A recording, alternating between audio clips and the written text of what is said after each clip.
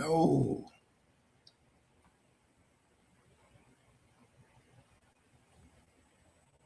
What are you doing here?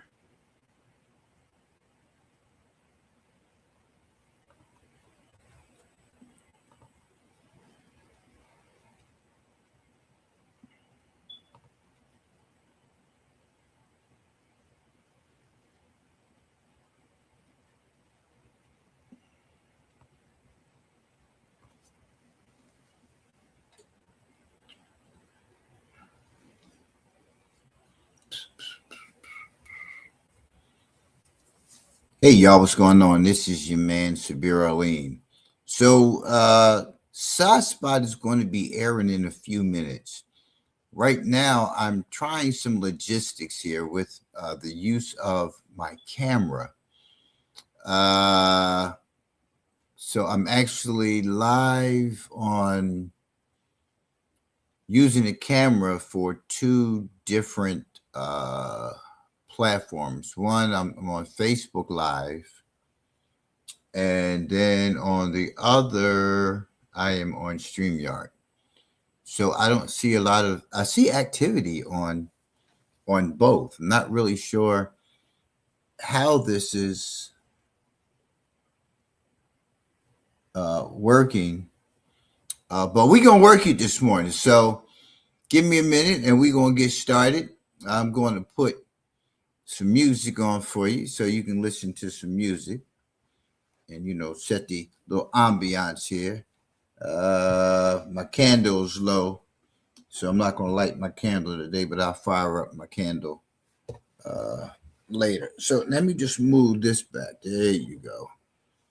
And you already got me with the t-shirt on, but I'll be back in a minute and start on some other stuff. We're gonna get fired up over here on this camera, so we can kind of keep up on things as well. All right, I think we almost there. I'll finish canting that one where it needs to be in a minute. So yeah, let me get some music on for you, man. I kind of surprised myself at this change here, but everything seems to be riding as it should be. So let's go. All right. Uh, yeah. I'm gonna have to put together my playlist of my music so I can just run everything right through uh, the playlist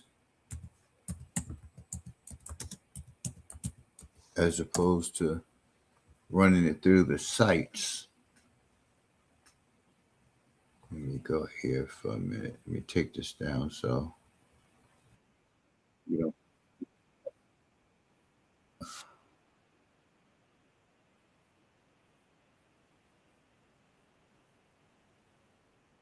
line up.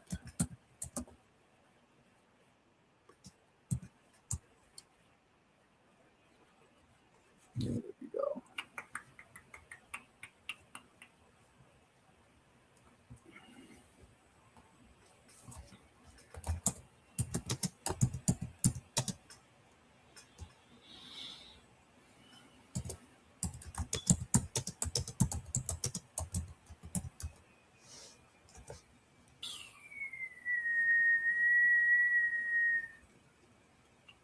Spotify.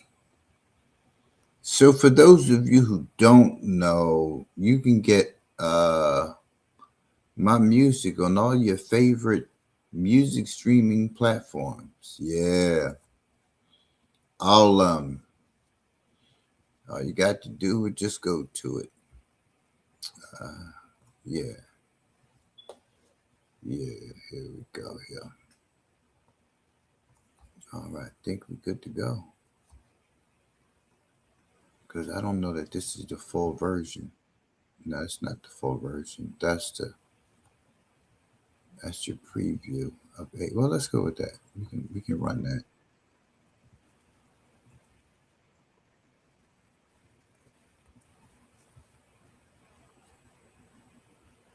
See how we get this.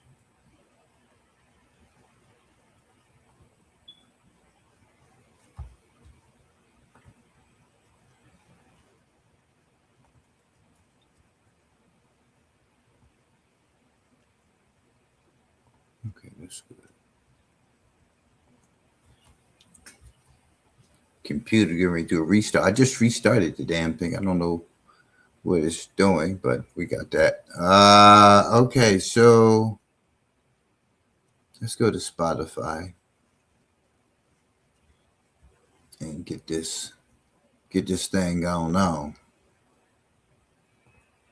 All right, here we go.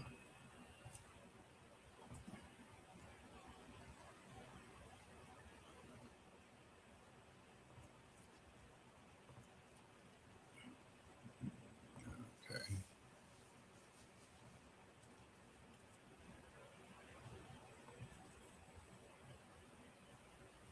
Gotta download that. I don't want to download that.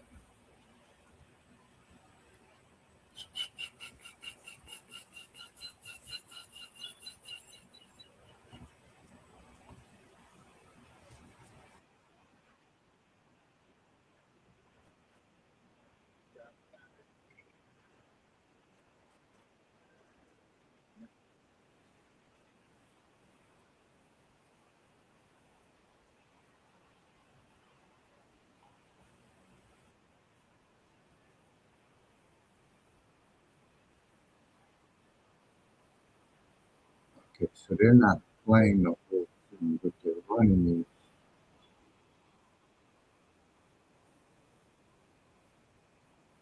Okay, well, let me go for my own because this one, what they're doing here on YouTube, this page. We'll go to YouTube.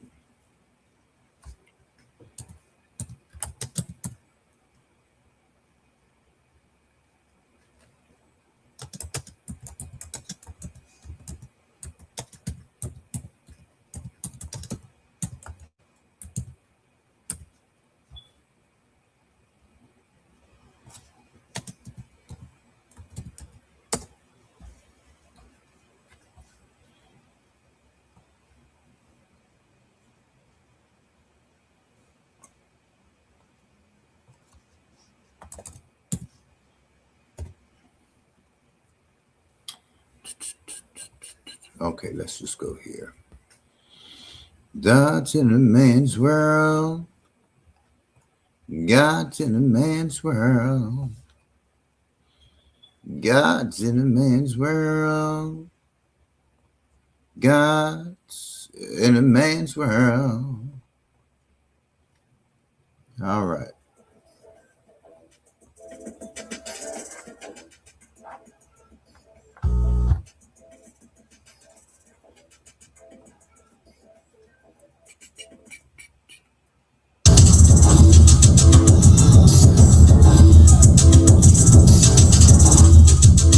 Funny now, that these nationalists want a land of their own, but never had any to begin with.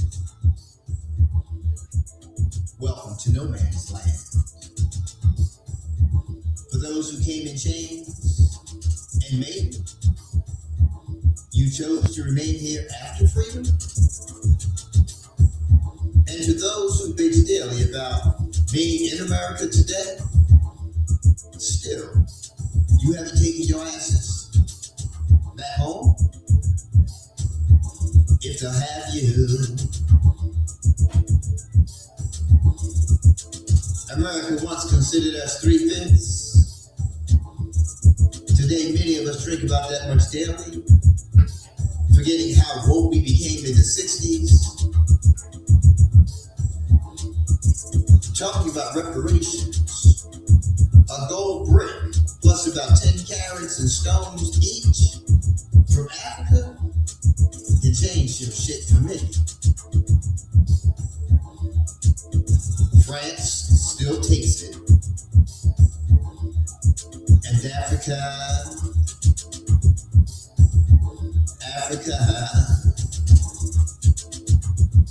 still sells its own. Blackstone over ice is some cold shit. Well, bye.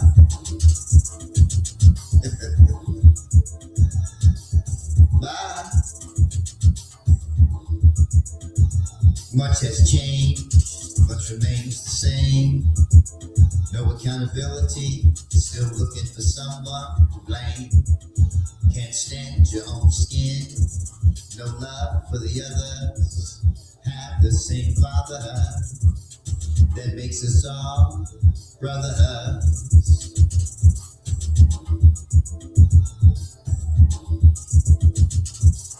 That makes us all brotherhood.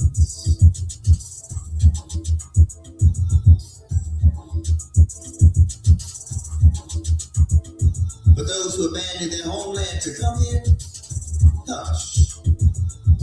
You never gave two fucks about America then or now. It was always about the milk and honey. Flying your damn flags on America's soil. Especially when you get up in your feelings about some shit. This whole maritime republic thing sounds like straight porn. A lot of coming and going. Going on an exploration across the high seas.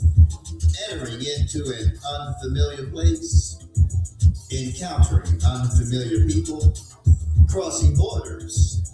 Getting covered in its residue. Basking in it. Then claiming it as yours.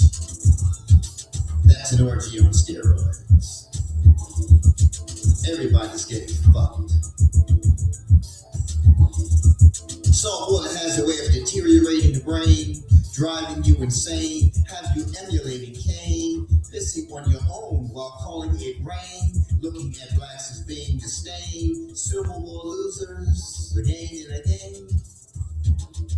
Pardon me, we are not the same. Well, bye. Bye. Much has changed, but remains the same. No accountability, still looking for someone to blame. Can't stand your own skin, no love for the others. Have the same fatherhood that makes us all brotherhood.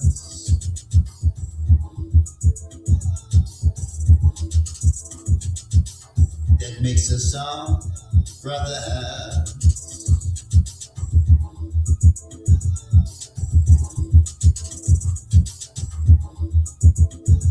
Brotherhood.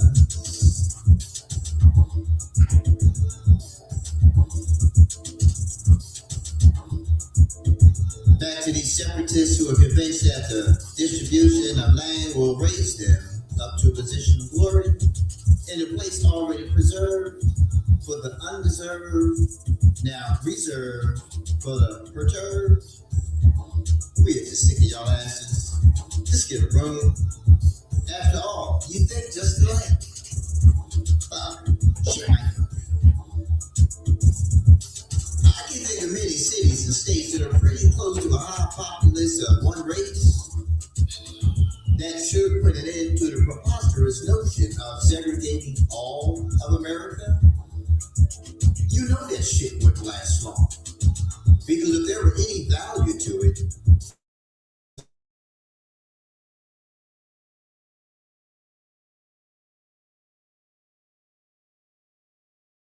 Return to sender. Well, bye. Yeah. Bye. Much has changed, but remains the same. No accountability. None Still looking for someone to to blame. Can't stand your own skin. No love for the other. None. Have the same fatherhood. That's why we're all That brothers. makes us all brotherhood. You gotta remember that. All brothers. That makes us all brotherhood.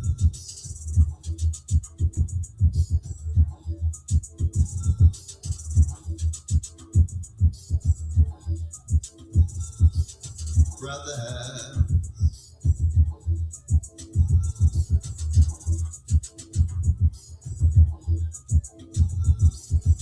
What's going on, y'all? What's happening? What's popping? Well, you know what's dropping, baby. Another episode of Side Spot. I'm your host, as always, Sabir Ali. What you've been listening to is the song Not the Same from my recently released album, God's in a Man's World. Yeah, album number 5. I'm so proud of myself. That's 2 albums in 12 months. Just want y'all to know that. 2 albums in 12 months. It was a lot of work put into it. I enjoyed it, man, because I knew that I was going to need, about 6 months of a sabbatical away from music, out of the studio and back into the e-commerce lab because, got to start bringing that paper in. Listen, this is a slow, grueling process. Don't let nobody convince you that you can start putting out all these ads, spending all this money on ads to get people to your shop buying the merchandise. Not saying that it doesn't happen. I'm simply saying that there are thousands, maybe even millions of people out there on Shopify, Etsy, and all these other platforms. I'm telling you that. Etsy and Shopify are probably 2 of the most famous.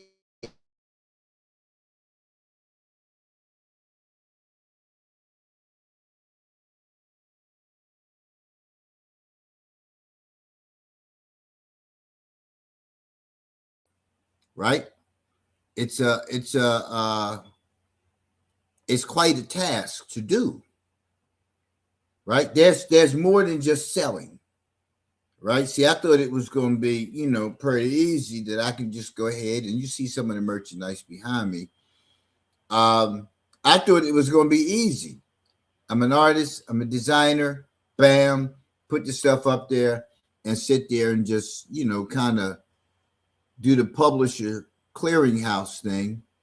And they was going to come running. There's so much administrative stuff that you have to get out the way. Once you move beyond one platform, I don't just want one platform, right? I want multiple platforms, right? Because see, I found out just from being on social media, as a participant, that you can have all this, you can have all of these Instagram and Facebook and TikTok, and you can have all of those happening at the same time. But you got to look at age attraction, how often people are on, where the most of your shoppers go. So it's a whole lot of research you have to do as to where your people are centralized. Instagram has been like zilch pretty much for me. I use it. It's accessible. It's another platform for me to put my ads out because I do my own ads, right? So it's good. You can use all these platforms to put ads out. All you need is one person from each one, for real. And if you have a good product, it'll spread. But it's not just that simple. So right now we're on Amazon, Facebook, Instagram, Shop, Shopify, AleanForYou.net is our website. So everything is running into that. And now I'm beginning to use Facebook's platform because Facebook has really expanded in this platform. It's like right now I'm using StreamYard and Facebook at the same time through the one camera. Don't know how that's happening, how they've created that, but it's happening. But I'm getting ready to move totally to Facebook, right? So for those of you, who follow me on other platforms, please know that effective March 1st, Daddy's Right Here, my Sunday show at 10 o'clock will be only on Facebook. My side spot that I do, I'm going to change that schedule, will only be on Facebook. So my Facebook, Sabir Aleem. Write that down. Send me friend request. Connect with me right now if you are a follower of Daddy's Right Here Live, my music, Sabir Aleem, anything that I do, everything will be solely directed to Facebook. Yeah, that's how much Facebook has come up in terms of when I start using their ads. They have everything right there. It's a whole Business Central right there. I was trying to get set up with TikTok. I don't know what TikTok is doing. TikTok has, vacillated back and forth. I've sent them my credentials, business credentials. They've approved my business page. I don't understand why they haven't approved yet my business. So I don't have time for TikTok, right? Love the followers. Love all my followers on TikTok. Thank you so much for, tuning in to my shows and everything. Please, please, please, please, please, please make the shift over to Facebook, my Facebook page, Sabir Aleem. You can also use the Aleem for You because there's my Facebook page, which you'll find Side Spot, Daddy's Right Here on. Then you have my Aleem for You page, which is all Aleem for You. So I'll be changing my schedule for Side Spot because Side Spot is usually shown. I decided when I just started doing Side Spot last week, started back doing Side Spot as an additional show. So that way you pretty much have me 5 days a week doing a show. But I recently established it was going to be Monday through Friday, but I got to split. So it'll be 3 days that I'll do Side Spot live, and it's 3 days that I'll do Aleem for You live. If you're interested in what it is that we do at Aleem for You, as far as our customized merchandise, other than that, what you see behind you, right? None of this is AI generated. All of this that you see back here is original work. That picture is a pen and ink drawing that I had turned into a poster. That's a pen and ink drawing with colored wax pencils. But we do everything. Umbrellas, tumblers, shoes, blankets, sheets, shower curtains, wallpaper. We do everything. Everything. We are not a t-shirt company. We are not. So no, you cannot call us and have t-shirts done for the team and things like that. We customize stuff. So if you're looking to have a family reunion, we give you a customized, full on, design. We do the design. We make your event memorable. So don't have us in mind as a t-shirt company. We customize everything. We can design your bathroom. Yeah. Right? If you ever seen my Birds Life car seat covers, right?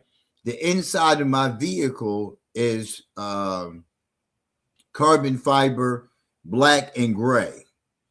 I designed the seats for my Birds Life covers the same color, the black and gray stripe. Carbon fiber is the same. So when you get into my vehicle, it's the same. It's like that. How did you? Yeah.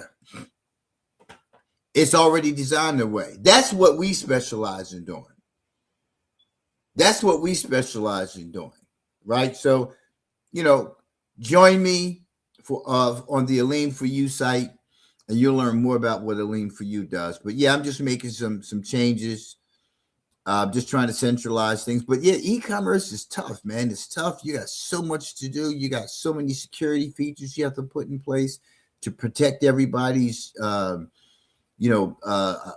personal information, to protect your own information, your banking. It's a lot to it, man.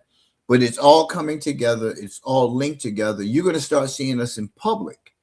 Right now, this is the next phase of a lane for you. The next phase here, and I'll be talking about that more tomorrow when I go live on a lane for you. But I'll talk more about that then. But hey, let's get to the nuts and berries, the good stuff. So the last time that we were together, we were talking about cognitive bias, right? We were talking about how, good morning, Leon Stone 175, Naya, Kim Huru. Listen, thank y'all for tuning in. I appreciate it. So we were talking about cognitive bias, right? And I kind of tied it into cognitive distortion so you can understand the impact, the negative impact that cognitive distortion has on all of your relationships. Because if you act this way with me, you act this way with others who are like me. And what I mean by the content of the individual's character, because everybody who you encounter has a different content of self that triggers you, right? You hear people say, well, I don't vibe with him. I don't mess around with him. I don't mess around with her. This, that, and the other. You hear people say things like that. And they say things like that because it's something that's not connecting positively with their character, right? It has nothing to do with the other person. Stop blaming people for your inadequacies. Stop blaming people for your ills. It's not about them. It's about you. Nobody asked you to be their friend. Nobody told you that you had to talk to them, and nobody told you any of that. If we got to work together, it's your responsibility to fix that relationship so y'all can be productive in the workplace, or somebody got to go. And if it's you who are presenting with the intolerable attitude, I'm going to let you go. Because that means that you have this unresolved that you need to check within yourself, that you're refusing to check, that you're in denial about, and you're going to continue to be a problem in my workplace, and I don't want you there. Plain and simple. I don't want you there. So 12 types of cognitive bias that influence your thinking. And this is from the Very Well Mind website. Between this website and Psychology Today is pretty much where they're my go-to sources for knowledge, for information, for content. These are the two sites that I trust the most. And it's always a matter of going to trusted sites. If you want to start putting out information and regurgitating other people's stuff, right? So I think we ended up with such a long monologue that we only got to number one. So let's get to number two. So number one was the confirmation bias. Number one talked about the confirmation bias is the tendency to listen more often to information that confirms our existing beliefs. Through this bias, people tend to favor information that reinforces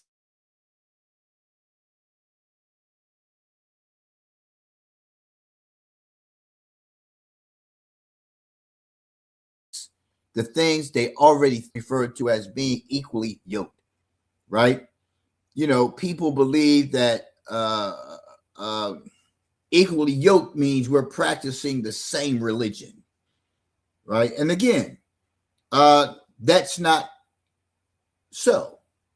But if that's what a person believes because they are a practicer and because that's what was regurgitated to them, that's what that means, anything other than that presentation of self is unacceptable.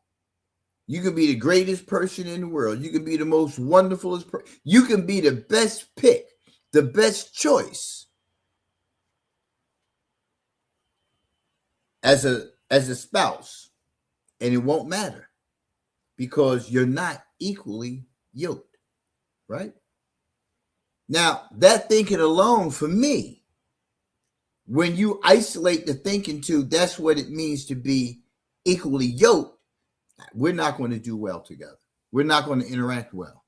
It's not going to be authentic on your part because I'm going to be straight up. I'm going to be real about who I am.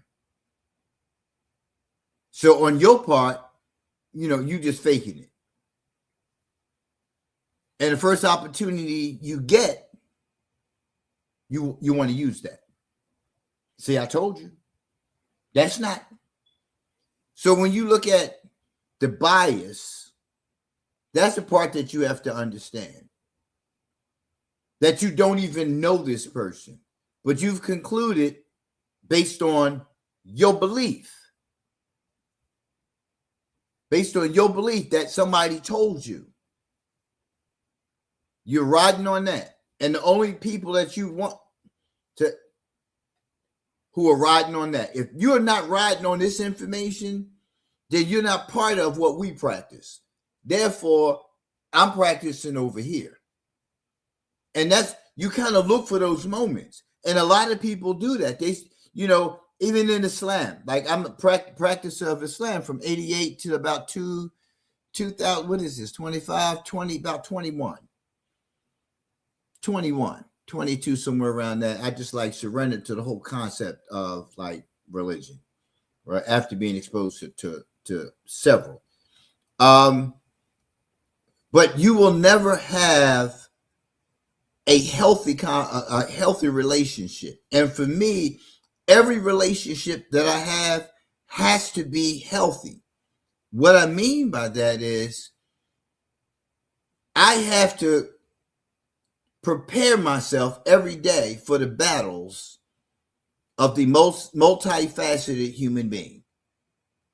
I have to. If you're not preparing yourself to walk out of that door with the ability to handle anything that life throws at you, you are setting yourself up for failure.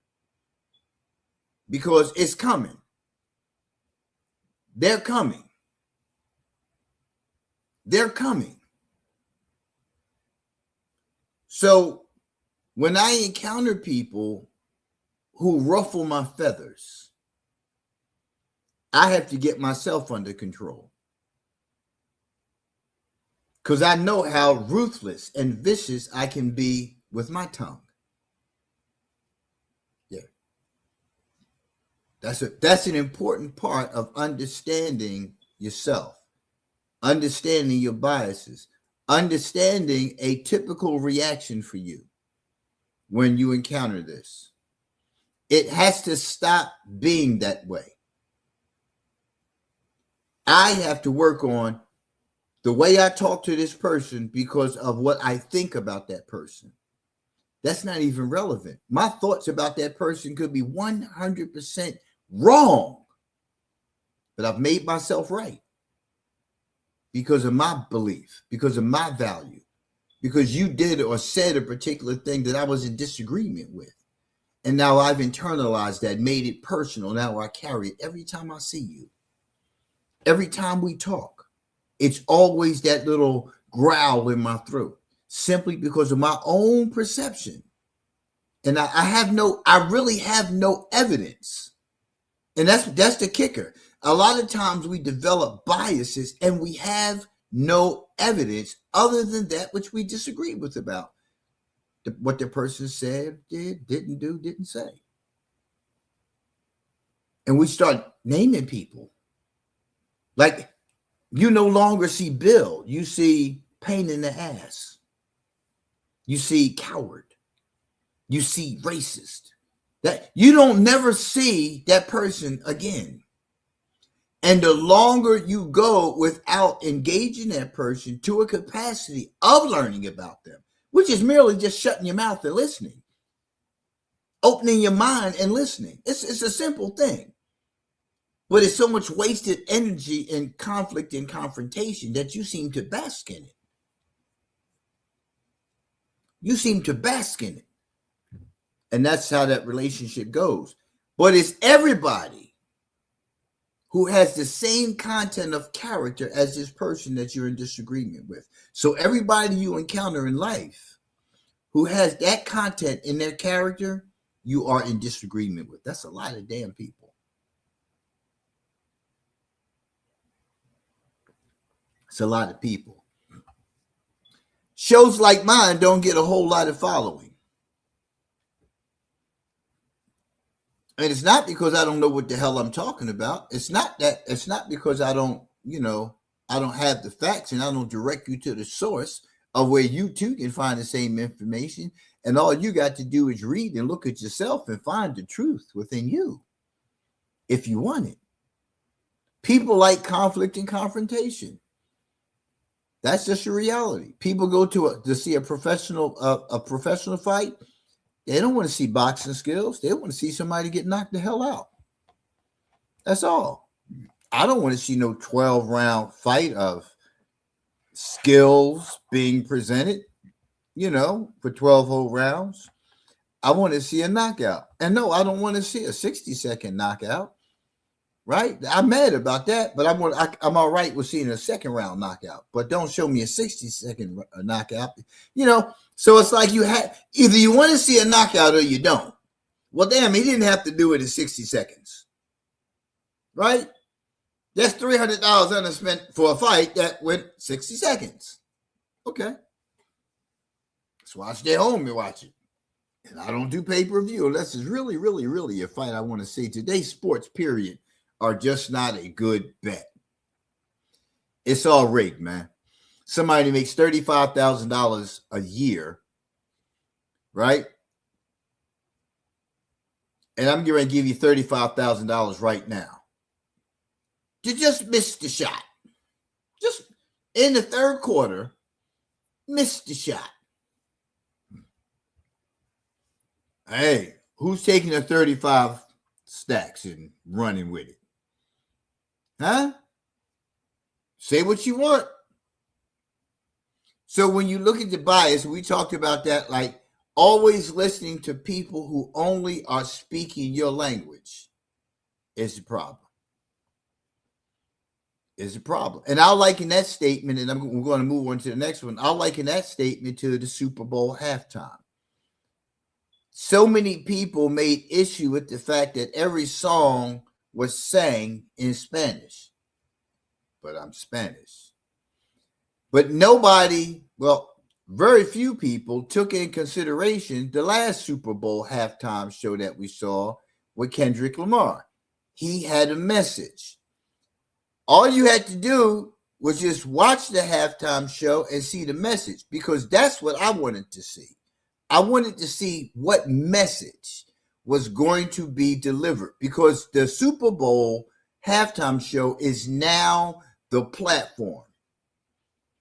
Sports, now the platform. Everybody has turned every platform into a political moment. Everything is about politics.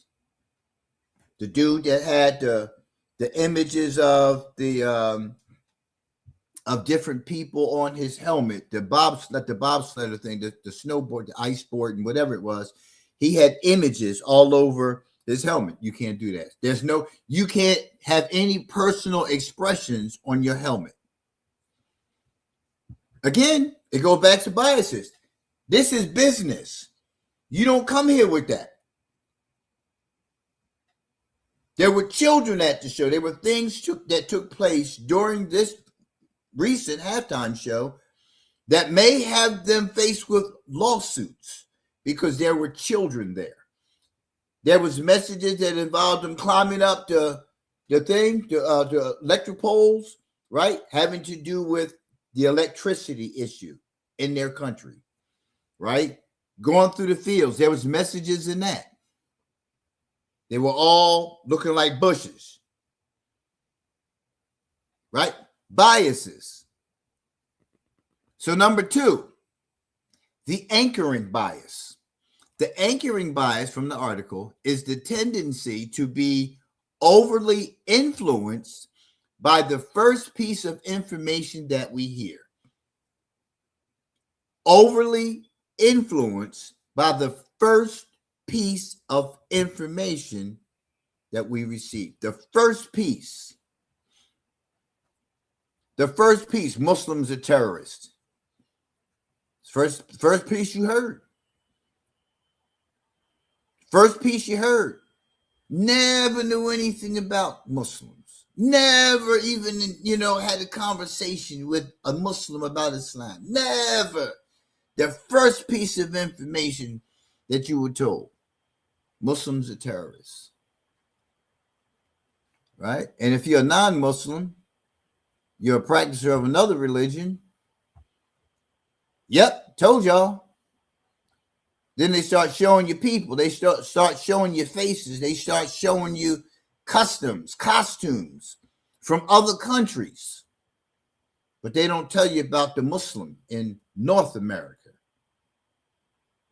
They don't tell you about the Nation of Islam. They don't tell you about those kind of things. But all you know, you hear Muslim.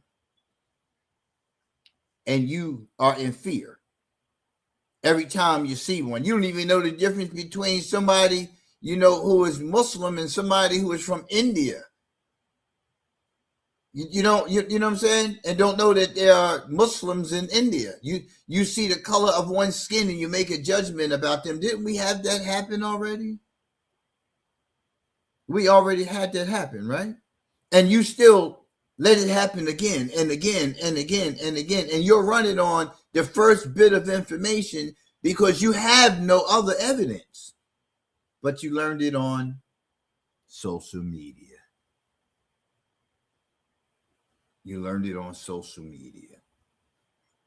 That's how slang changes, because everybody knows that the only time that you hear the word John is somebody from Philly. That's the John. Yo, that's my John right here, right? If you from Philly, you know. Right? So it's a whole lot of things that come out of Philly, right? But most of the focus is on the violence of Philly. Not seeing how connected Philly is from one end of Broad Street to the other end of Broad Street, to the water on one side, and up there, in Oak Lane, and how all of that is one. It's Philly. We from Philly. You may be like, I'm born and bred South Philly, right? But I live from South Philly to Cedar Park to West Philly to and beyond. So what I'm saying is, you have to look at all of these biases. When you look at this, like the first piece of information that you got about what? What have you gotten information about, and haven't researched the validity of what you were told? Yeah.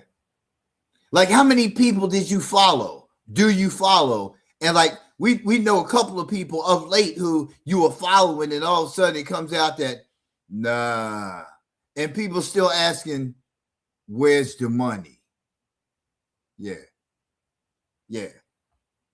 Come on now. Can we talk? Where is the money? We've been waiting for years. Where is the money? Where is the outcome promised? You hear about all these people on this Epstein list. You hear about all these people at the Diddy parties. You hear about all these people, and you still riding. Some of y'all said, well, I'm a ride or die. This is what it is. That's what, and blaming somebody else for what somebody else is doing, and say, oh, well, they just accusing them. They ain't really do this. Like, you don't even hang with the person, but you formed an opinion. Based on what? Oh, because you listen to so-and-so, and so-and-so is pretty much on point with what he say. And then later you hear about that same so-and-so involved in something that they ain't got no business doing on, or find out they ain't no real G, but you still on the music tip, right? Now their personal life is invalid because the good music, their contribution becomes the conversation now. But the point of it is that you have to go get the information yourself. If you're not willing to do the research, you shouldn't be willing to do this and don't have a backup. And don't have a backup. I've been doing this 30 years. I got plenty of backups. But what's there to argue about? What's there to debate? I'm not telling you to do anything. I'm not trying to make you do anything. I'm giving you information. And while presenting that information, letting you know the do's and don'ts and letting you make the decision as to whether it works for you or not. But that's of no interest to a lot of people. Right? So I'm not doing this for hand claps. I'm not doing this for oohs and ahs. I'm not doing it for that purpose. So, I already know after working in the field, how many people didn't even want the service that we were provided. How many people were actually forced into it and just went through it because it's part of being in compliance, right? Because I worked with the inmate population inside the prison, outside the prison. It's a matter of compliance. Sure, many of them saw the benefit. Sure, many lives changed, but most were forced into having to participate because they weren't going on their own. And that's no slight of them. It's a reality that most people are just living day to day in a manner of existing. They're not even existentially connected. They just exist. They just get up and they go like drones, like androids. Just get up, go to work, go to school, call my husband, call my wife, go to work. Every day it's the same routine. You're not living. And you think you turn around and you go on vacation that, okay, we've done something. No. Back to the article. The first number mentioned during a price negotiation typically serves as the anchoring point for all subsequent negotiations. It's an examples they give me, right? So when you go and say, all right, it's 35,000, right? We're doing a price negotiation, right? With $35 is where we start, 35, right? Listen, I'm more around maybe 30, 31 because of this. Then I'm going to have to put this into it. I'm going to put that into it. So 30, 31. Again, because it's a game. They already told you 35. You're not flatlining on 30. You're saying 30, 31, right? Because 30 is actually what you're looking for, right? Then they're not going to pick the 31, but it's a mind game. Because then what are they going to go for? All right, well, we'll do the 30. Well, nah, they might just decide, well, you know what, you're saying 30, 31, you probably put it 2 or 3 over what you actually want to finalize on. So we're going to go with 28. But the foundation always remains that 35. The 35 will always remain. Hearing a random number can influence estimates on completely unrelated topics, right? Doctors, this is the last point, doctors can become susceptible to the anchoring bias when diagnosing patients. The physician's first impressions of the patient often serve as an anchor that can, at times, incorrectly influence subsequent diagnostic assessments.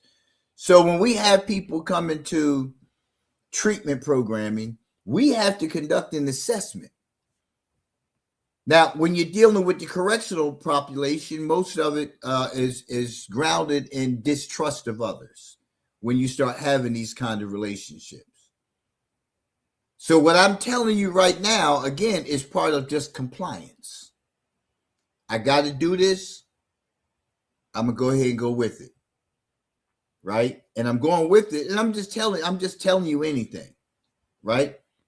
But for the right facilitator of the session, be it group or individual, the right facilitator can draw the person into the content, right? Which makes for self-discovery because it's a line of questioning. It's a means of presenting the content which piques the person's interest.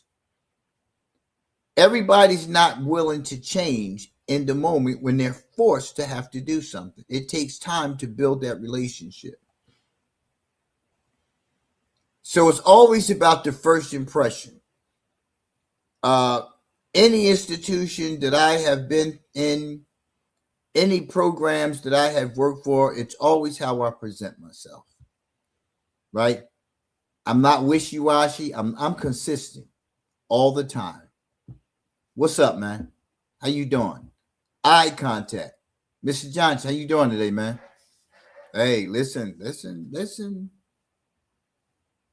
I know you're pissed, but you're talking to me. And we don't do this. Right? So if you want to have a conversation, I need you to. Right? Maybe we can talk later because you seem a little pissed right now. Right? Or, hey, man, come on in. Let's have, well, okay, all right. You don't have to say much today. It's your session. It's your session. I just document whatever took place in the session. You don't feel like talking today? I get it. Anything on your mind outside of this you want to talk about? It's an invitation. You may not want to talk about this treatment plan right now. You got some other stuff. But you have so many clinicians that engage people and they, no, we got to talk about the treatment plan. Treatment is treatment. Document.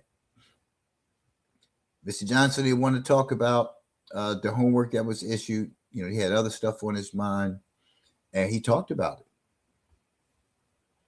He talked about it. He started talking about, a call that he had earlier in the day, which, interrupted his efforts at trying to get an early release, and all these things came up for him, because he made promises to his family. He's been working hard. He's been compliant again, because compliance is significant to the incarcerated population, right? They don't want to get no L's. They ain't doing stuff just to get L's, man. They're trying to get the hell out of there, and they get credit for involvement in things, and they get time off. They get game time for that. So you got to look at those kinds of things, man, because they're important.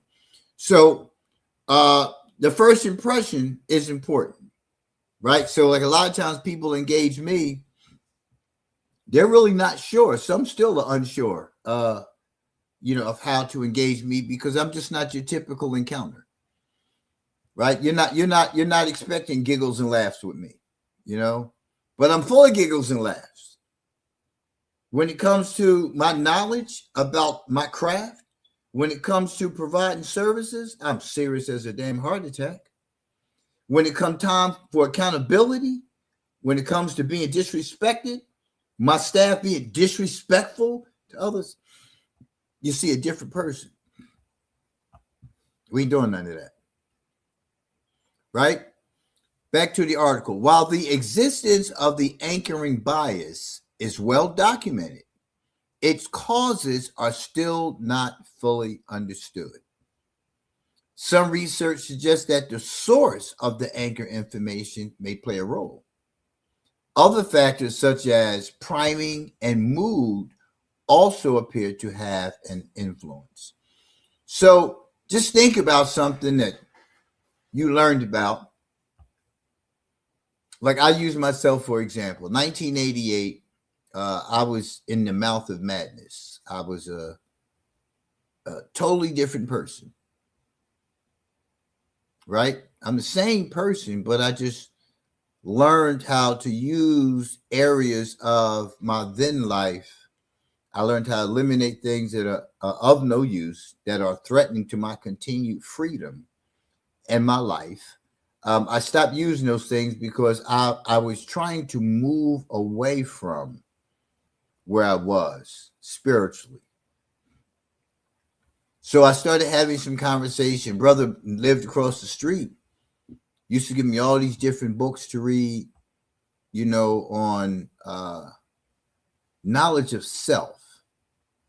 Wasn't necessarily structured around the black man this and the black man that. It was understanding self. So he gave me a Torah, and I read the Torah. It's like, wow, it's amazing. That's one of the most beautiful readings I experienced at that point in my life. ISIS papers. It was a whole host of books that he had given me to read.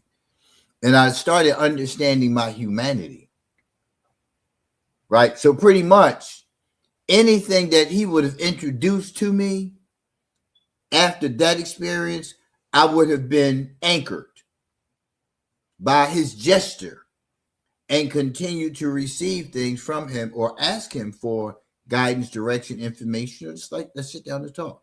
So that's what it means by an anchoring bias. And then later, you find out something different. And because that's an anchor, it makes a shift within your spirit of trusting others.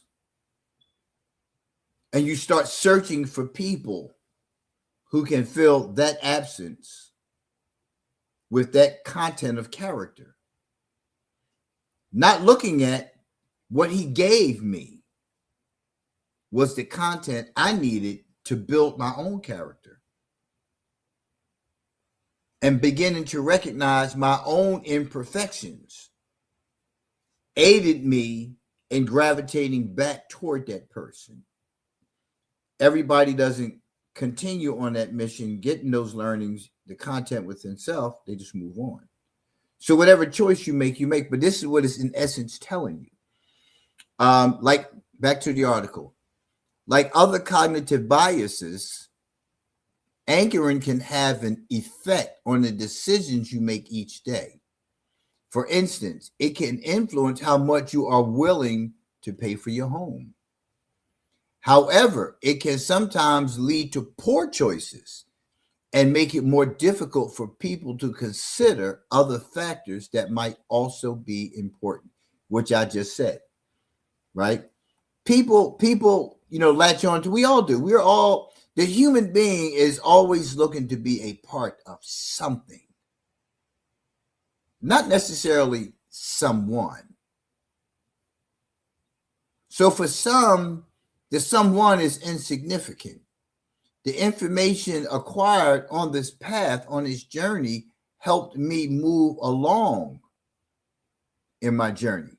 So after I got that information, I started gravitating towards the knowledge of the Nation of Islam. Started reading their teachings. Started reading the paper and that, and so on and so forth. Then finally, the highlight of my life was to go and hear Minister Farrakhan speak. And I can tell you, man, I was shook to the point of tears. Right? Not because of the separatist content, but of the content that was relevant to me as a black man who was literally destroying himself, who was grooming himself to be useless for his community. And that had to change. Tell you, I was shook to tears, man. I came at that on like a 5-year-old. But all of this content was necessary for me to be who I am today and to be where I am today and to be as effective of a clinician as I could possibly be, because I had gotten an understanding of my humanity, not just blackness, humanity, the core of my soul is linked to something so powerful.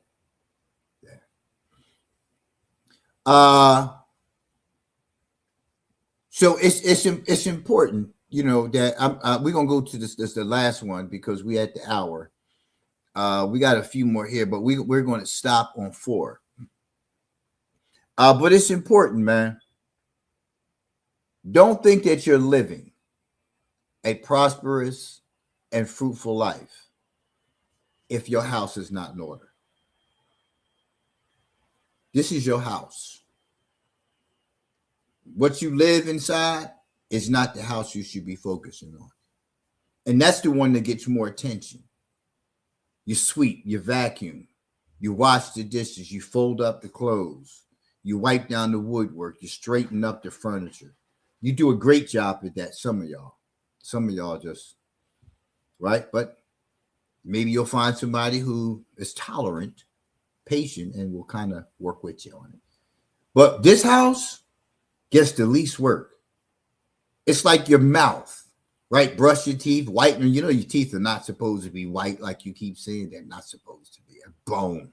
They're not supposed to be white. But somebody has convinced people that your teeth are supposed to be white like the shirt. No, they're not.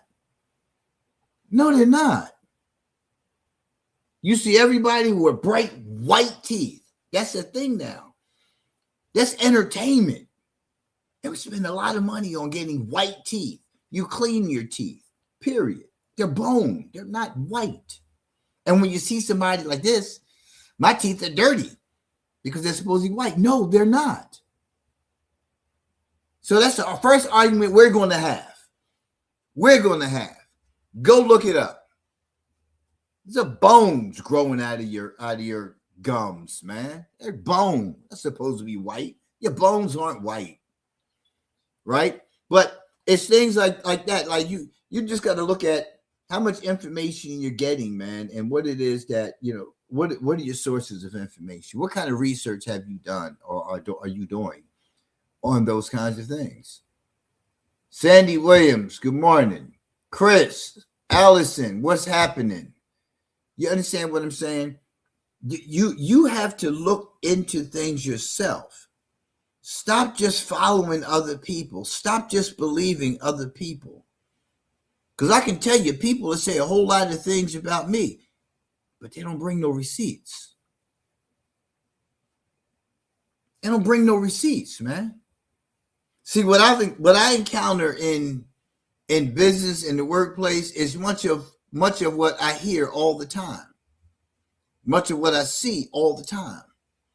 Like, we supposed to ignore the things because because the man trying to keep us down.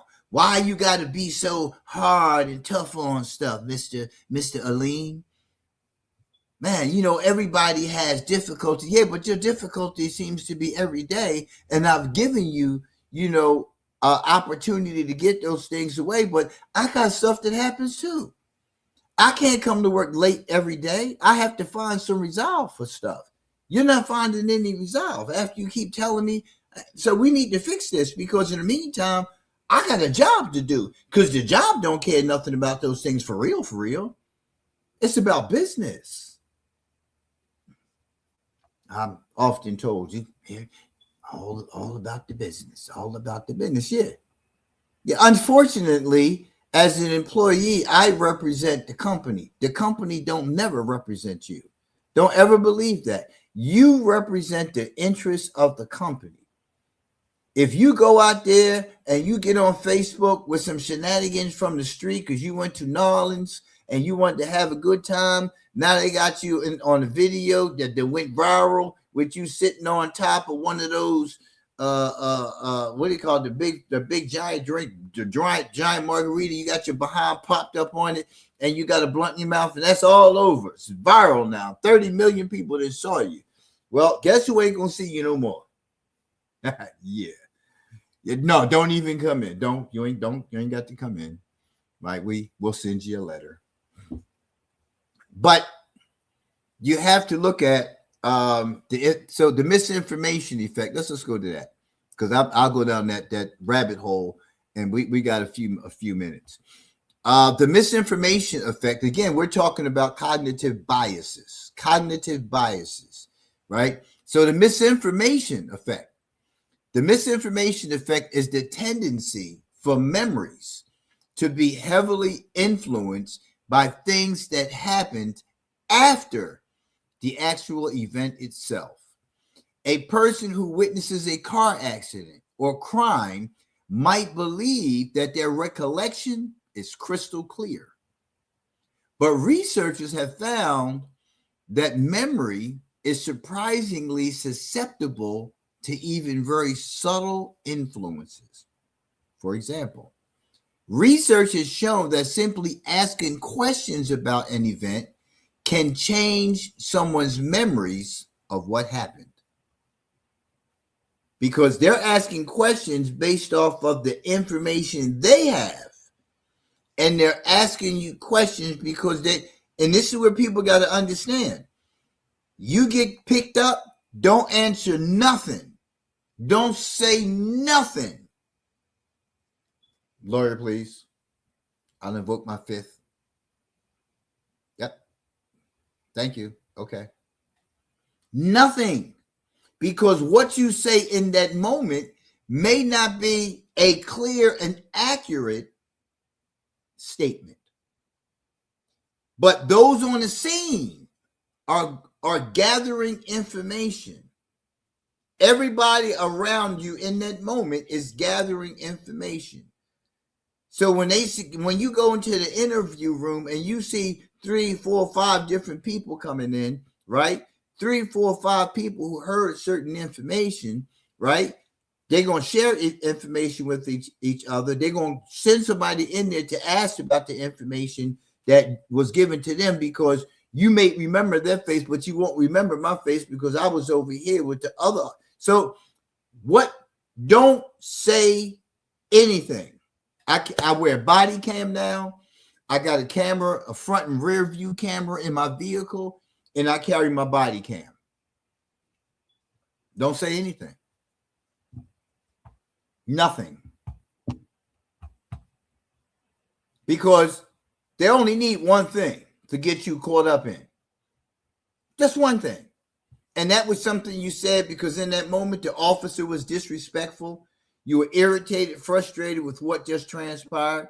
Somebody else over here, your wife could have been with you. And I don't know about y'all, but somebody mishandled my wife. That's a problem because I'm the only one who handles her, me and God. Right? My children. Right? You have no business touching my children. You have no business handling my children. That's going to be a problem. And I know it's going to be a problem, which again goes back to the significance of you got to learn when and how to address something. Because some stuff, as long as, my family ain't unsafe, peace may be compromised, right? Physical space. So you got to kind of weigh out things. He just said something out of his mouth. My 8-year-old got into a fight in school. How you get into a fight? I ain't had a fight, and I've been in places that since 77. Right? How you in school and get into a fight? Because something somebody said? If dude's standing there doing this, y'all know ain't gonna be nothing. He's still standing there running his mouth. She's still standing there doing this. Ain't nothing between us but space. Come on, man. You already know the outcome. Walk away. Right? There's subtle influences. So research found that the memory is surprisingly susceptible to even very subtle influences. Yeah, it could be anything going on, man. Right. Subtle influences. Hey, did you see the bike that was outside? Oh, yeah. That's because you're thinking it's unrelated, but it's related. They ask you as they put in your car, you know whose bike that is? That's Mike's bike. You get in the car, next you know, you in court. They got Mike on the stand. Because you said, oh, that's Mike's bike. They went and found Mike. They want to know why Mike is there. What time was Mike there? Now Mike's pulled into some stuff. It's a whole, say nothing. Right? Because you don't know where that information is going to go and how it's going to be used. All that stuff is going to get twisted, man. but it's relevant because you hinted to it, you alluded to it, or you said something similar to that. And then, in the mind, because you have trauma about things, some of that stuff ties into, the trauma. You may have experienced something at that particular place with that particular person, not on that particular day, but you put it into it, and they go say, oh, but you say it, right? So don't do it. Just nothing. Research has shown that simply asking questions about an event can change someone's memories of what happened. The intent is will always be to get you tripped up, right? To close this case. I don't want open cases. We're going to close this case. Watching television coverage may change how people remember an event. Yeah. Just think, what were you doing 9/11 when the incident happened? What were you doing at the time? I was at work. I was sitting at my desk. I forget what time it was. I think I had to be to work at 7, 8 o'clock. I was sitting at my desk. I was doing some work, and I heard people out in the living room area. Oh my God! What? Look! Oh, Mr. Sabir. And what? I don't work. I have time for that. Because it wasn't like I heard any fight, so there was no need for me to go running out there, pull nobody off nobody, or just say stop. So then, and I go out there, and as I came out of the room and stood there trying to figure out what was going on, here comes the second plane. Right? After that, I drove to work every day from Philly to Delaware. Every day, I had to go over a bridge and past the airport. Yeah, on my way to where was I going? Westchester. And you just don't know what I went through so many days because the plane is by the airport, so the planes are coming down low, and all I'm constantly doing is like, and that lasted a long time. And from time to time, that moment still creeps in. Now, although I've told you this story, and I've said the same thing over and over again, right, about how like I was going to work in Westchester, and it may have been Chester, right, again. But I told you Westchester the last time I talked about it, so now I'm Chester, or was I going to Delaware? Because I go the same way to Delaware. Again, the story to change. And I'm on the stand. Well, you said that you were going to Westchester. No, I was actually going to Delaware at that time. Because at one point I was living in Delaware and Philly at the same time, right? I was in Philly some days and I was in, right? Again, see how that changed? Now I'm on a stand and I'm saying these things. Well, you told me this. Well, you told me that. Well, and then, time passes intentionally. Time passes and they start asking you the same questions again. You're asking me the same questions now. It's been 3 years later. I don't remember exactly where I was living at that time. Right? Hearing other people talk about a memory from their perspective may change your memory of what happened because you're listening to somebody else, right? Now, they could be lying, but you're sitting there listening and you start listening to their story. Then you start listening to your story because it's in your head, and you start saying, well, yeah, that's right. Mike was sitting over there. Joe was over there. That's it, right? You see how this goes? So that's why, first off, say absolutely nothing. Because when you talk to your attorney is going to get all of it, and then y'all going to go over it together. So you're clear because research suggested this already. This is not about lying. It's about understanding the mind of the human being. That's what it's a matter of. Understanding the mind of the human being. What we experience today in this society has been researched. The conditions that we are all exposed to came from research. This is researched. If everybody in the world thought like me and did research, that'd be a problem. Most of those people are dead. Let's be real about it. They're dead. You can't have somebody out there making people think right now. What's wrong with you? We got a pretty good thing going on here, fella. Those people disappear. Yeah. But you learn. You pay attention. Everything you see in front of you is put there for a reason. Just remember that. Everything you see on television, everything you see in social media is all based on narratives. Just that content alone should tell you.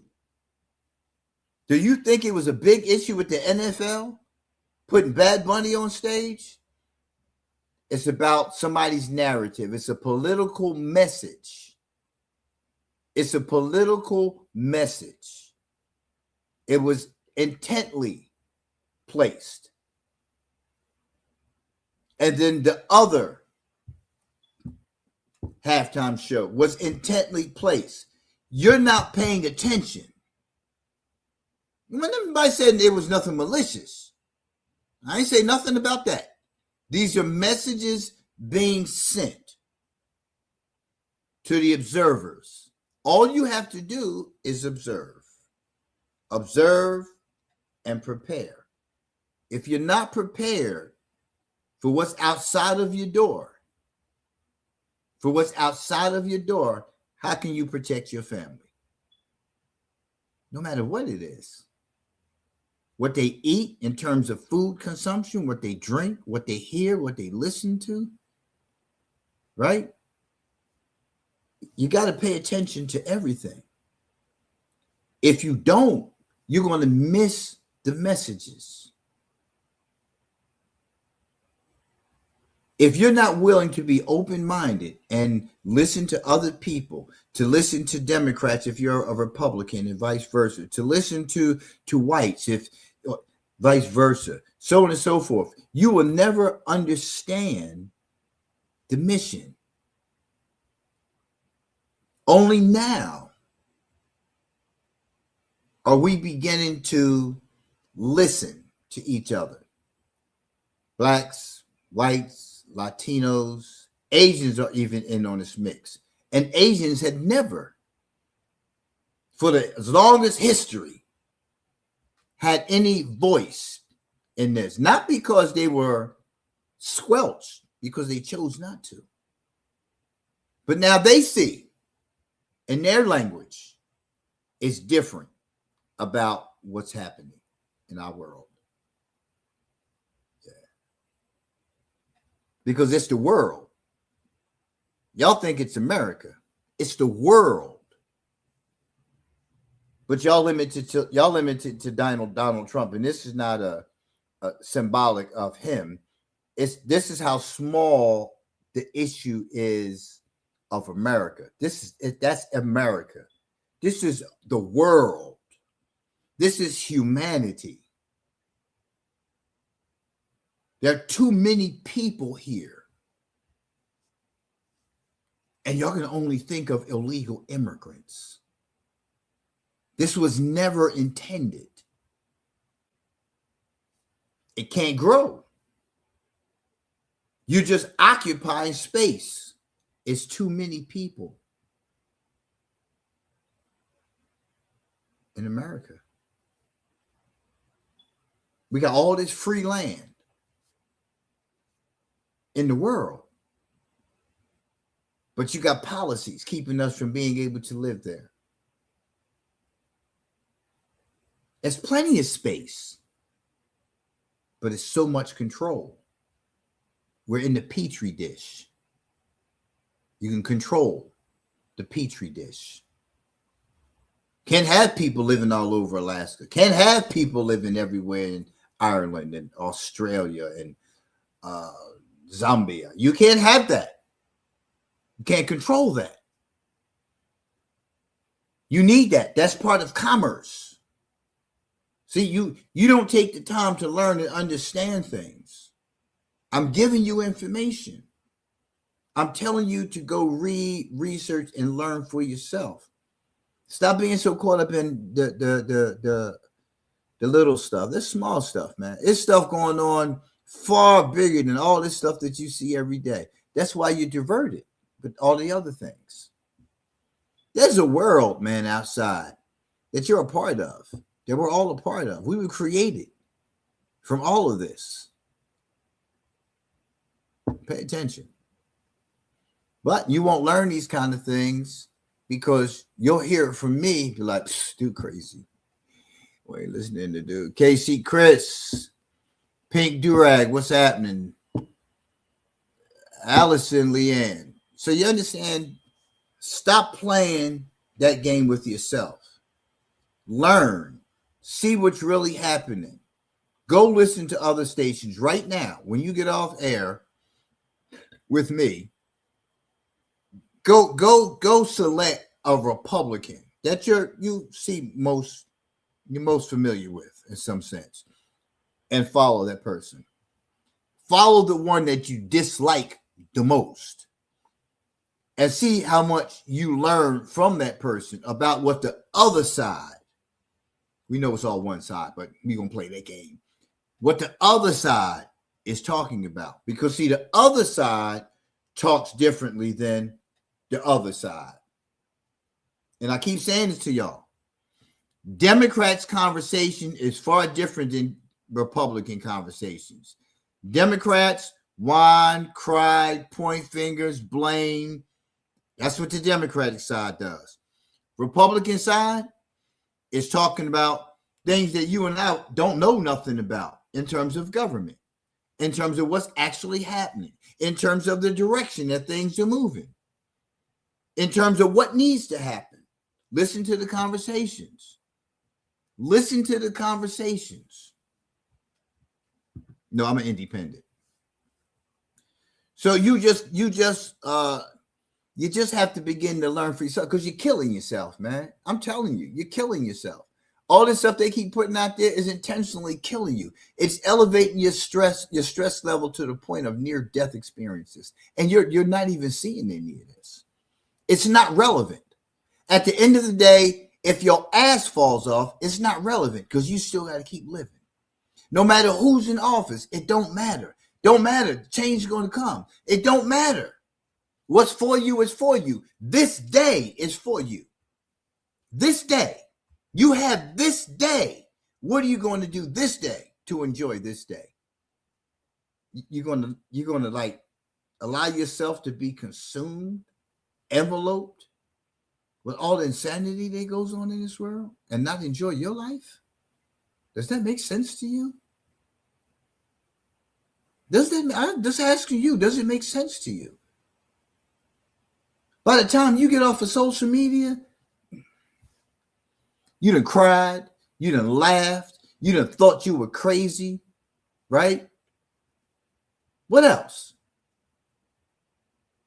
In between the giggles and laughs, don't even hold up long, because by the time you flip from the giggles and laughs, you go to insanity, where somebody's trying to convince you that police officers are bad. Somebody's trying to convince you that white people are bad. Somebody's convincing you that the YNs are the new crave in the black neighborhood. All kind of stuff, man. Then you see people on the street scrapping, and you want to see, because you want to see the outcome. In your head, you're hoping that somebody, get messed up, and in your heart you're saying, damn, why do we got to keep doing this? And that's just on social media. Yeah. That's everything that you're looking at in that screen. That's your day every single day. Then you go out in the street. Whatever you got off of here, you take it to the street. You're mad, you're angry, you're confused, you're full of hate, you're full of rage. It's intended that way, folks. Come on. I'm trying to give you information so you can see for yourself. Get your own damn receipts so you can see for yourself. You're making the choice to live a life, man, that is so stressful. It's so dangerous to you. You're a danger to yourself and don't even want to admit it and see it. You want to keep pointing fingers and blaming somebody else for your condition that you feed and fuel. You feed and fuel that condition. Stop blaming other people. And stop. And what I just told you was a very small depiction of what happens on social media. Because once you spend enough time, just enough time, the algorithm kicks right in. You're looking at big booty girls, the next 5 pictures are going to be of big booty girls. You're looking at pictures of somebody, with a flashlight, this powerful flashlight, the next 5 ones going to be flashlights. It's the algorithm. You stay on it long enough, it's going to keep showing it to you. It's going to keep showing it to you. Watch police brutality, it's going to keep showing you police brutality. It's going to keep feeding you. Do you understand the research behind how this is done to keep us in the condition that we are? Come on, people. I tell you, I go through, listen. Listen, don't listen to me. Don't believe me. Find out for yourself. After you get off of here, take my first suggestion. Follow somebody in another party. If you're Democrat, follow a Republican and vice versa. Oh, and independent's not even a safe place, but it's different content. It's mixed content. Because you're gonna have a lot of different stuff in there, socialism, fascism, and all the other stuff. You're gonna have some of the stuff in there.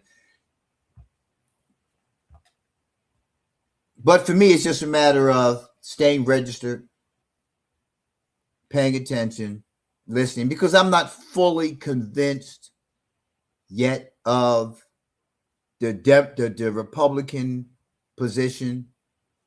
I know that I've learned a whole lot more about government and what's happening in our government since listening more consistently to the Republican Party's position. The Democrats, it's just like, wah, wah, wah, wah, wah, wah, wah, wah. You already know what you're getting. The same thing. You have no clue in most cases, if you're a Democrat, about what's happening with Republicans and the positions that they take in things, because you can't wait till election time. You have to follow them pre and post election. The election period is all the dog and pony show, right? But what you hear before that, outside of that, is very critical to politics. Only thing we're going to keep hearing is blame, blame, blame, blame, blame. We need more of this. We need more of that. We need to sit down, shut up, and just start living a responsible life. And that's this. Stop feeding into the algorithm. Y'all have a great day, man. I'm your host, as always, Sabir Aleem, like I always say, and I will continue to say, listen, y'all can be doing anything else from 10 o'clock to 11:30. Monday through Friday, and sitting here listening to me. I appreciate you showing up. I don't care how many shows up. If it's just me and you, it's me and you. If it's just me and me, I'm good with me, because this show will be on my Sabir Aleem educational station on YouTube. It'll be on Facebook. It'll be other places where you can see it again. It's getting ready to change with my educational station, though. I'm getting ready to change that. Yeah, it's time for me to change that. So just hold on. Just hold fast. Again, if you are following me right now on TikTok and you enjoy watching SoSpot, which is this show, you enjoy Daddy's Right Here Live, which is my Sunday show, and you enjoy my music, and you enjoy Aleem for You, go to Facebook right now, Sabir Aleem, and subscribe to my Sabir Aleem page or the Aleem for You page. Either one of those. Get signed up now. March 1st, it all cuts off. All of it cuts off. Everything is going to Facebook. Everything is going to be on Facebook. That's going to be my new home for everything. right? So please go subscribe now. But don't forget, follow somebody or something. Listen, man, just follow people, man, who have different views than you do. Learn what their views are. Learn what their views are. Learn why they selected to be this. Learn about their culture. Learn about those things. Stop allowing yourself to be in this condition because you don't want to change your thinking. Because brother so-and-so was so much on point, right, that I got to follow him. I got to listen to everything he says. Sure, but do the research. Stop regurgitating what people say. Do the research. Understand their narrative. Because somebody can sound real slick, but what they're doing is they're connecting to something within your mind that you made relevant to you. They all have an agenda. I have an agenda. My personal mission statement is my agenda. I am driven by divine precepts and an unchallenging, driven by divine precepts and why am I hitting a blank this morning? I'm hitting a blank, but divine precepts, teachings of God, and unwavering in my efforts to bring about change within the world. I don't know. I'm just like having I guess it's age. Anywho, I'm driven by divine precepts and an undying passion to facilitate change in the lives of others. That's what happens when you get brain overload. Everything just, an undying passion to facilitate change in the lives of others. That's my narrative. That's my narrative. That's what I do every day. I would love to see more people come on the show, join the show, talk to me. You can ask questions. You can make statements. Doesn't matter, right? I'm on 3 different platforms right now. Please join me for one of my shows. Y'all have a great one. Peace. So I'm going to let you hear another song from the recently released album, Gods in the Man's World. The title of this track is Blocks. Oh, what's happening? What's popping? I can sure tell you what's dropping. Yeah, welcome back to station WDDWM, where the music is good, made just for the hood. Just for the hood. What's good? Yeah, we got a lot to talk about this album. Sit back, relax, and let's take a look at some historical events. Yeah. The first black-owned and operated newspaper began in 1827, providing a crucial voice for blacks in America. Nearly 200 years later, no voice, no cruciality, no sense of purpose, and still lacking the ability to disseminate significant information relevant to forward progress. Most of us still don't know how government works and how to effectively tackle failed systems beyond protesting, marching, and repeatedly electing incompetent politicians back into office. Then go and complain on these preferred media platforms? Like, why? But that's not having a voice. It's oppressive. Remind me again why I should be entertained solely by black media outlets? Those who established that paper, not merely as learned as blacks today, established a foundation of living. How many years after freedom? And you want to be offended because someone white said blacks were better off segregated. That's not racist.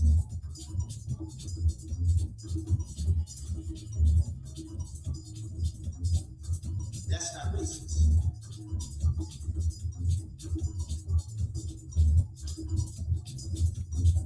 Drums, bongos, and other percussion instruments set the tone for many events, from healing rituals, festive observances, communication between tribes, and so much more. No doubt music's influence and its lasting effects upon the spirit is paramount to government-imposed laws, enforced sanctions, and religion. How do you think the transition to and through hip-hop evolved into hit a nigga, kill a nigga, knock a nigga out, and kept us all on the same beat?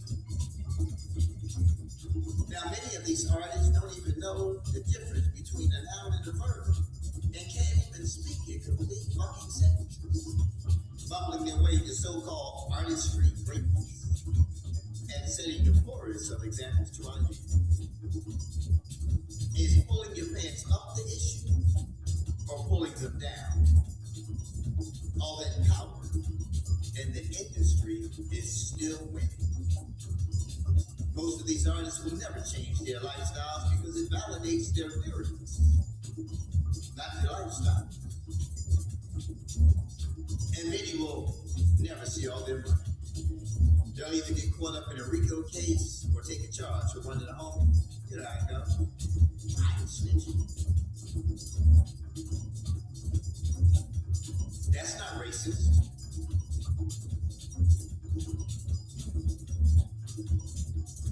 That's not racist.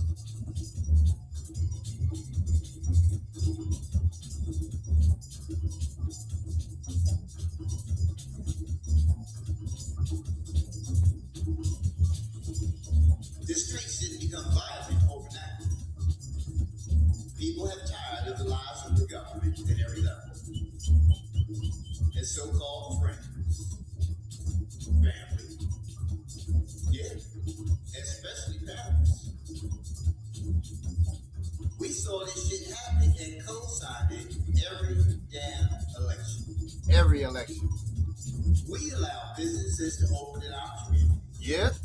buying out our mom and pop stores, Yep. not collaborating on purchases, Mm-hmm. taking money off of our home tables. Now we have none. We allow long-time politicians, and we still do, to change zoning and policies on the purchasing of real property in our communities, affording investors Look the at ability that. to now own entire communities. This is one of the license plates Especially at the local levels, that you can get. give two shits about Go to AleneForYou.net, They're just finding their pockets. right, and get yourself to fill one of the these next vacancy. plates here. Yeah. The Trying money to is get the going angle from the right black for community. those on TikTok. It's not coming See back. that? Look at that detail. Huh? Look at that. For the people in the front row who missed that, Yeah. the money is gone from the black community, and it's not coming back. See that? Look at that. That's not racist. Yeah.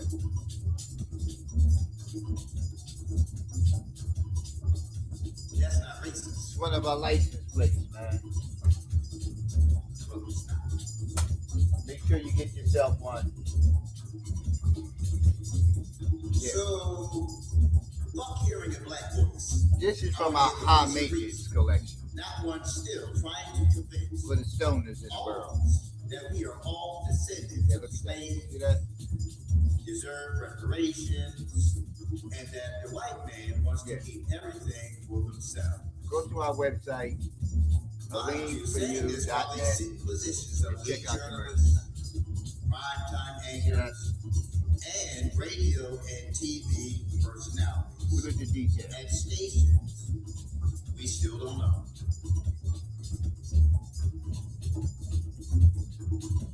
Fuck the Democrat Party, which used to include me. After seeing See a that? black woman proudly So brandished before the world, a rump shaking black woman, I'll be showing that to you. all in an effort to get Join the me black tomorrow woman. And for my Lean For You promised a plan Facebook page. for black entrepreneurial program. Lean For You. Make sure y'all check it out. A fucking plan with no content. Well, our plan worked. See, our worth was made crystal clear, and my theory is correct that the Democrats are pimping us off. That's not racist. That's not racist. No need to stop there. Fuck a politician. We need people in office who truly want to and understand that they work for the people, not the other way around. We are literally moving these folks up their career ladder to a place many of them do not belong. Hopefully number 47 will get term limits shortened so that America can continue on this great again agenda, putting an end to this fuckery.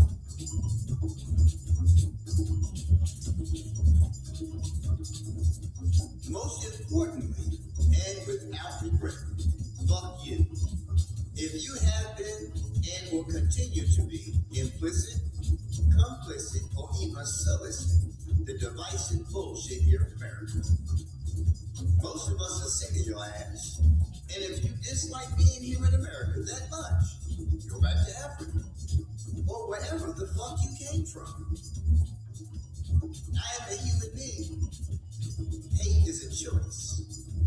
The atrocities experienced by me in this life have and still come from those who look like me. The chance of my having to use my firearm against the threat of one who does not look like me is significantly low in America. You do the math. And like the young folks say today, the math ain't mathing.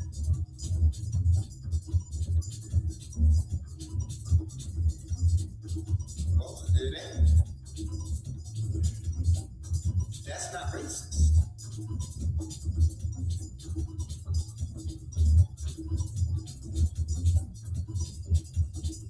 Well, it's not.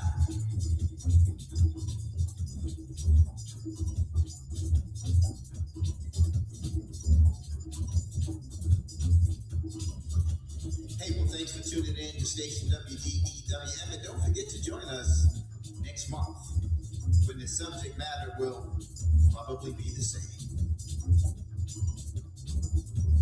Peace.